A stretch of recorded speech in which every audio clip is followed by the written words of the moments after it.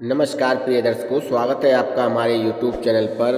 प्रिय दर्शकों, आज हम आपके लिए एक ऐसी कहानी, एक ऐसा प्रसंग लेकर हाजिर हुए हैं जो काफ़ी ज्ञानवर्धक है और हम उम्मीद करते हैं कि इस प्रसंग से आप काफ़ी अच्छी ज्ञान अर्जित करेंगे। प्रिय दर्शकों, हम अपने YouTube चैनल पर आपके लिए ज्ञानवर्धक प्रसंग लाते रहते हैं और आपके ज्ञान को निरंतर बढ़ाने की कोशिश करते रहते हैं कि आपको निरंतर इसी तरीके का ज्ञान मिलता रहे और आप हमारी वीडियो से इस तरह का ज्ञान अर्जित कर सकें। प्रिय दर्शकों, आज हम आपके लिए एक ऐसी कहानी, एक ऐसा प्रसंग लेकर हाजिर हुए हैं जिससे आपको काफ़ी ज्ञान मिलेगा और इस प्रसंग से आप काफ़ी कुछ सीखेंगे। प्रिय दर्शकों, अगर आप हमारे YouTube चैनल पर नए मेहमान दर्शक बनकर आए हैं तो आप हमारे YouTube चैनल को सब्सक्राइब कीजिए, बेल आइकन को प्रेस कीजिए ताकि आने वाली वीडियो का नोटिफिकेशन सबसे पहले आपको मिले और आप इसका भरपूर फ़ायदा उठा सकें। प्रिय दर्शकों, ये तो आप जानते ही होंगे कि शिव जी का जन्म कैसे हुआ और शिव जी का जन्म हुआ था या नहीं हुआ था, यही आज हम आपको इस वीडियो में बताएंगे। प्रिय दर्शकों, शिव जी को स्वयं शंभु कहा जाता है। स्वयं शंभु का मतलब है कि शिव जी का कोई अंत ही नहीं है, वो अमर है, उनका अंत कभी हो ही नहीं सकता। प्रिय दर्शकों, शिव महापुराण के अनुसार ऐसा कहा जाता है कि शिव जी ब्रह्मांड में सबसे शक्तिशाली हैं। उनके आगे सभी शक्तियाँ असफल हो जाती हैं, उनके सामने कोई शक्ति सफल नहीं हो पाती है। प्रिय दर्शकों, विष्णु पुराण में ये कहा गया है और शिव पुराण में भी ये कहा गया है कि एक दिन विष्णु जी के जो तेज होता है, माथे का जो तेज था, उस तेज से शिव जी की उत्पत्ति हुई थी और विष्णु जी के नाभि से जो पुष्प कमल निकला था, उस पुष्प कमल से ब्रह्मा जी की उत्पत्ति हुई थी।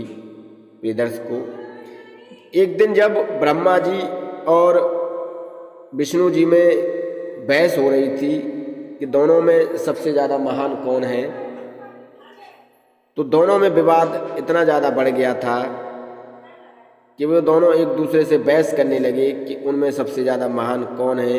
तभी शिव जी प्रकट हुए और शिव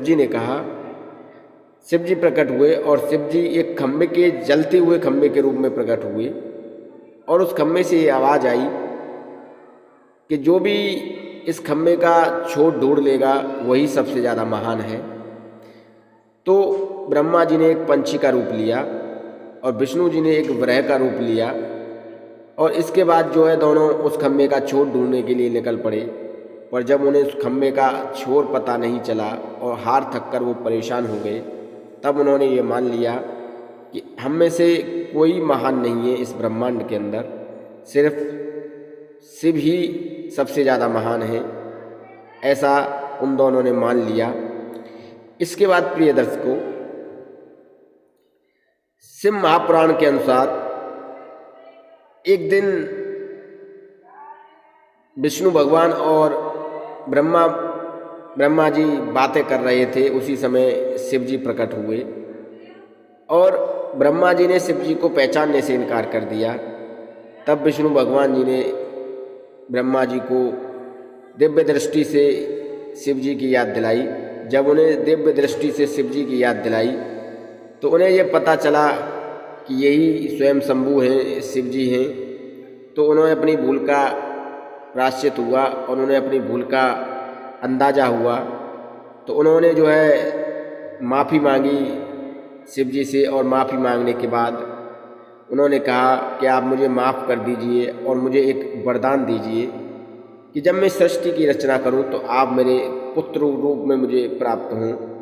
प्रिय दर्शकों, शिव जी प्रसन्न हो गए और शिव जी ने प्रसन्न होने के बाद ब्रह्मा जी को ये वरदान दिया। इसके बाद जब आगे चलकर ब्रह्मा जी ने सृष्टि की रचना की, तो जब वो सृष्टि की रचना कर रहे थे तब उन्हें शिव जी की याद आई कि उन्होंने शिव जी से एक वरदान मांगा था। तो शिव जी ने जब उन्हें ये वरदान दिया था तो उन्हें जब शिव जी के वरदान की याद आई तो याद आने के बाद उनकी गोद में एक रोता हुआ बालक शिव जी के रूप में प्रकट हुआ। तब ब्रह्मा जी ने उसका नाम रुद्र रखा। रुद्र का मतलब है रोने वाला बच्चा। पर शिव जी तब भी चुप नहीं हुए। फिर उन्होंने उसके 108 नाम ब्रह्मा जी ने उस बच्चे की रखे, जिसमें रुद्र, रुद्रा, शिव, महादेव, ईशान, पशुपति, इस तरीके से 108 नाम भोलेनाथ शिव जी की रखी गई। प्रिय दर्शकों, इसके बाद जब आगे चलकर एक दिन विष्णु जी और ब्रह्मा जी में बहस हो रही थी, तो उस बहस के दौरान उन दोनों ने ये कहा कि हम दोनों में सबसे ज़्यादा महान कौन है, सबसे ज़्यादा बुद्धिमान कौन है, सबसे ज़्यादा तेजस्वी कौन है।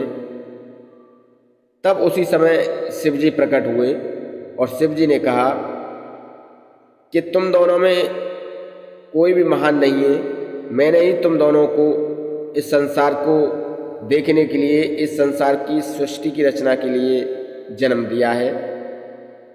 ऐसा शिव भोलेनाथ जी ने उन दोनों से कहा। प्रिय दर्शकों, शिव जी ने कहा कि मैंने शंकर और रुद्र को त्रिगति के काम दिए हैं, और शिव जी ने कहा मेरे ही 5 मुख हैं। पहले मुख से आकार, दूसरे मुख से उकार, तीसरे मुख से विकार, और चौथे मुख से बिंदु, और 5वें मुख से रुद्र।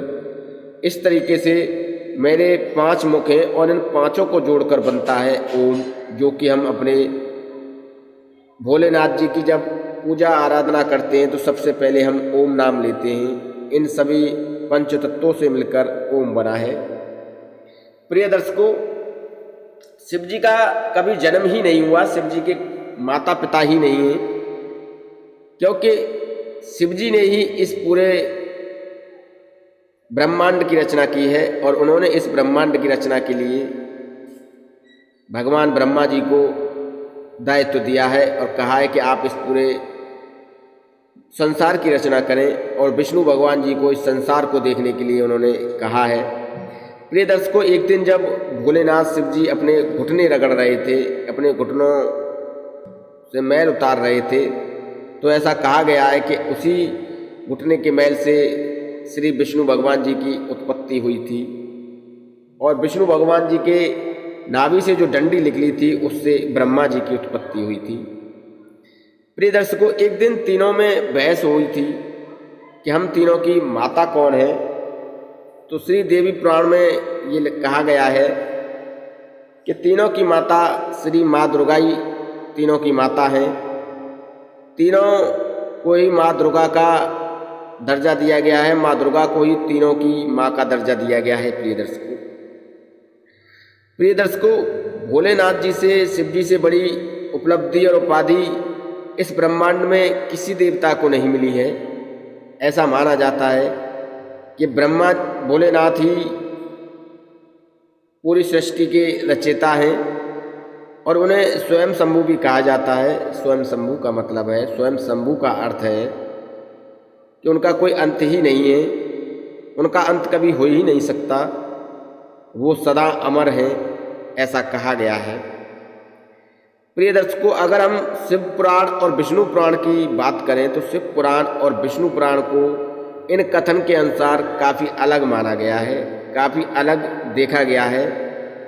प्रिय दर्शकों, ऐसा माना गया है कि शिव महापुराण में जो लिखा है वो अलग है, और विष्णु पुराण में जो लिखा गया है वो अलग है। प्रिय दर्शकों, शिव पुराण में कुछ कहानियाँ विभिन्न तरीके से हैं, तो विष्णु पुराण में कुछ कहानियाँ और तरह से दर्शाई गई हैं, तो ब्रह्मा पुराण में इन कहानियों का वर्णन कुछ अलग तरीके से किया गया है। प्रिय दर्शकों, विष्णु जी का जो जन्म था वो प्रिय दर्शकों ऐसा माना गया है, विष्णु जी का जो जन्म हुआ था वो शिव जी के घुटने रगड़ने से हुआ था, जब वो अपने घुटनों को रगड़ रहे थे। इसके बाद विष्णु भगवान जी की नाभि से जो कमल की डंडी निकली थी, उस डंडी में से जो पुष्प खिला था, कमल पुष्प, उस कमल पुष्प में से भगवान ब्रह्मा जी का जन्म हुआ था। इस तरीके से ब्रह्मा, विष्णु और महेश का जन्म हुआ था। प्रिय दर्शकों, इसके बाद बात ये आती है कि क्या इस संसार में शिव जी का कोई गुरु था? तो प्रिय दर्शकों, हम आपको बता देते हैं कि शिव जी इस संसार में ज्ञान बांटने के लिए आए थे और शिव जी को ही इस दुनिया का, संसार का गुरु कहा जाता है। प्रिय दर्शकों, शिव जी ने 7 लोगों को ज्ञान दिया था, शिक्षा दी थी, और जिन्हें आज सप्तऋषि के नाम से जाना जाता है। इस तरीके से प्रिय दर्शकों, शिव जी का जन्म के बारे में हमने, और ब्रह्मा जी और विष्णु जी के जन्म के बारे में हमने आपको इस वीडियो में सही तरीके से बताया है। हम उम्मीद करते हैं आपको दी गई जानकारी आपको अच्छी लगी होगी और आप इस जानकारी से ढेरों लाभ उठाएंगे। प्रिय दर्शकों, अगर आप हमारे YouTube चैनल पर नए मेहमान दर्शक बनकर आए हैं तो आप हमारे YouTube चैनल को सब्सक्राइब कीजिए। धन्यवाद, नमस्कार।